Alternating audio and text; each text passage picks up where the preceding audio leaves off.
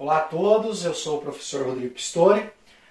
Hoje nós vamos aplicar então uma aulinha aí sobre o texto poético, especificamente sobre os processos de formação poética, né? Entre eles a questão da estrofe, a questão da métrica, a questão da versificação.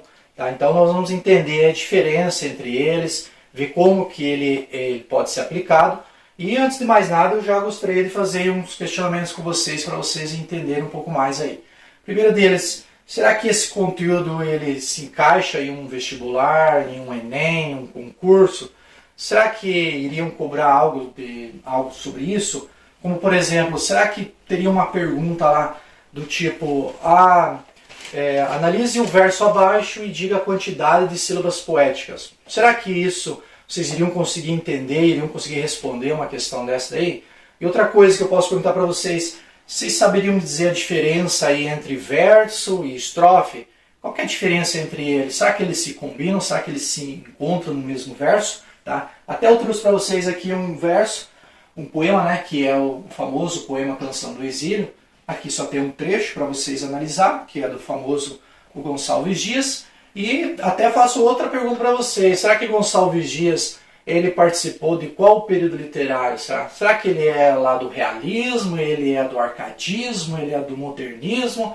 Então esses questionamentos nós vamos tentar aí responder nessa aula. Tá? Então a primeira coisa é, eu vou ler para vocês, né, o poema, um trecho aqui do poema Canção do Exílio, e depois a gente faz uma análise rápida sobre a questão da interpretação, né? Que antes de mais nada nós temos que entender, né, o porquê que ele escreveu isso, será? Então diz assim, ó, minha terra tem palmeiras onde canta o sabiá.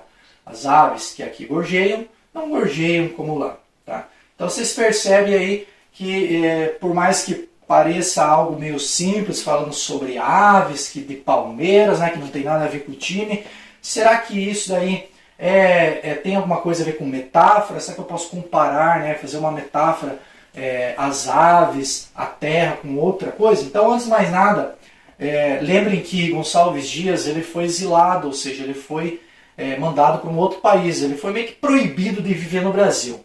E quando ele foi para esse outro país, né, que foi Portugal, ele sentiu muita saudade, né, do Brasil. E o que ele fez? Ele escreveu esse poema aqui chamado Canção do Exílio. Então vamos só dar uma analisada rápida aqui sobre algumas palavrinhas-chave, tá? Então nós temos aqui, ó, a palavra terra, nós temos a palavrinha aqui e a palavra lá.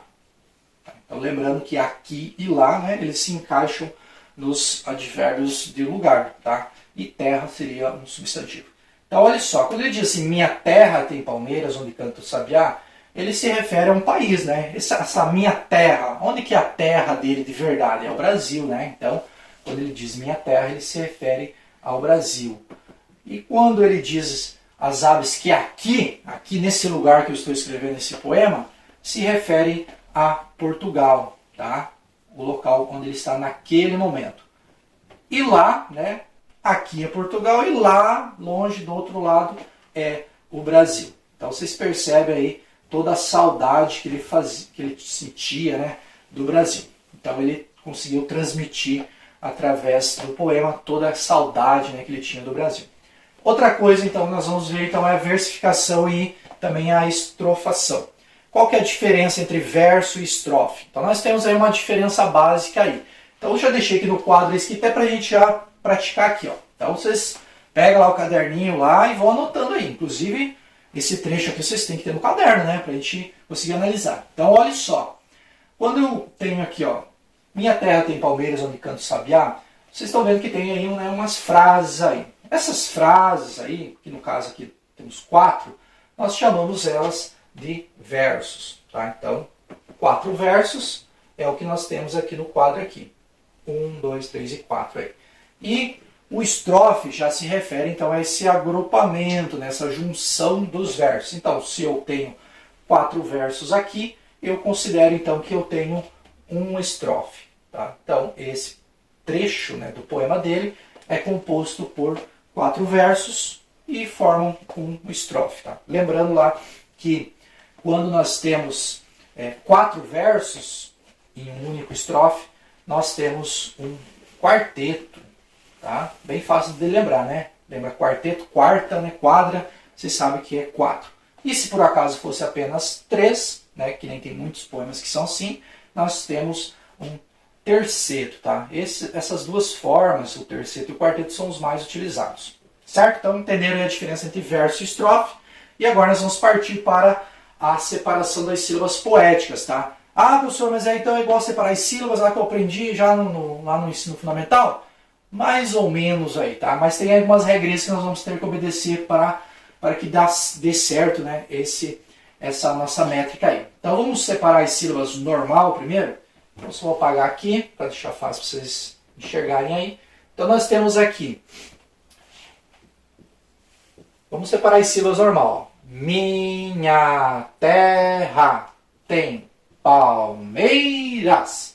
Então se eu contar aqui eu tenho 1, 2, 3, 4, 5, 6, 7, 8 sílabas. É sílaba poética? Ainda não, tá? Então nós temos 8 sílabas normais. Aí tem algumas regrinhas que nós temos que obedecer para encontrar a sílaba poética. Tá? Então a primeira regrinha é a seguinte. Na última palavra, que no caso é Palmeiras, você vai marcar aonde que é a sílaba mais alta, tá? Só, mas eu tenho uma dificuldade tremenda de descobrir qual é a sílaba mais alta, eu não sei nem a sílaba mais alta do meu nome. Faz assim, ó, vai lá e nós vamos cobrar esse senhor Palmeiras aqui, ele está devendo dinheiro para nós, então vamos lá, vamos na casa dele, vamos bater palma, vamos gritar o nome dele lá. Como é que vocês iriam gritar? Eu iria gritar assim, ó, ô senhor Palmeiras! Então vocês percebem que o meio, ele foi esticado, então toda vez que eu estico essa sílaba, é ela que é mais alta, tá? Sempre vai ser assim, não tem erro, tá? Então eu já achei o meio. E eu vou contar então as sílabas até a mais alta, até o meio. Então esse Irás aqui, ó, não serve para nada para nós nessa aula aqui, ó. Então eu vou contar lá, ó. 1, 2, 3, 4, 5, 6, 7. Pronto, achei as sílabas poéticas do primeiro verso, tá? 7 sílabas. Aí na segunda, onde canta o sabiá. Onde canta o sabiá. Então vocês, acho que alguém já percebeu, né, que sabiá tem um acento aqui. Então eu já sei que toda palavra que tem o acento, ela automaticamente é a mais alta. Mas se eu quiser lá na casa do sabiá e cobrar ele, eu também posso, né? O senhor sabiá! Vocês viram que é o A. Então dá certo sim. Então se eu contar aqui, temos 1, 2, 3, 4, 5, 6, 7, 8. Opa, tem coisa errada, né? Você falou que deu 7 aqui. Então tem a segunda regrinha que vocês têm que decorar aí, tá? Quando nós temos, então, no final de uma palavra, por exemplo, a palavra canta, ela terminou em vogal, e a próxima sílaba, ou a próxima palavra, também é uma começa, ou é sozinha, né, uma vogal que nem aqui, eu vou unir elas, tá? Então, vogal com vogal fica na mesma sílaba. Então, eu vou tirar aqui e vou deixar o tá e o o na mesma sílaba, tá? Então, se eu contar de novo, 1, 2, 3, 4, 5, 6, 7. Prontinho. 7 sílabas poéticas também. O senhor tem um nome para esse negócio de 7, hein? Tem. Nós chamamos eles de redondilha maior. Tá? Então, todo poema aqui, os versos têm 7 sílabas, nós chamamos de redondilha maior. Se tivesse menos, redondilha menor. Tá?